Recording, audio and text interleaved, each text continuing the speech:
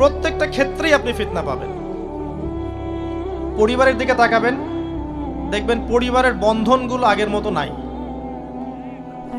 প্রচুর ডিভোর্স হচ্ছে, স্বামী স্ত্রীর বিচ্ছেদ প্রচুর বেড়ে গেছে।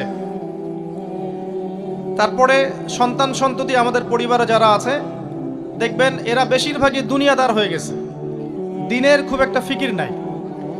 বেশিরভাগ পরিবারের সদস্য দেখবেন নামাজ কালামের এখন ধার ধারছে না। ম্যাক্সিমাম পরিবার থেকে আস্তে আস্তে পর্দাটা কিন্তু শিথিল হয়ে যাচ্ছে।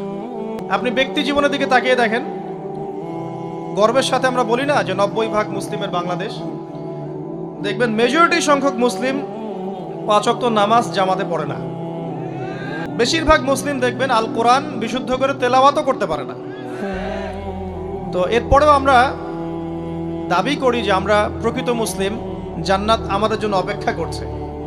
আবার আমরা যারা টুকটাক ভাঙাচুর অর্থ জানি, তারা আবার দেখবেন কোরআনের সমস্ত আদেশ মেনে চলতে পারছি না এবং কোরআনের সমস্ত নিষেধও বর্জন করতে পারছি না।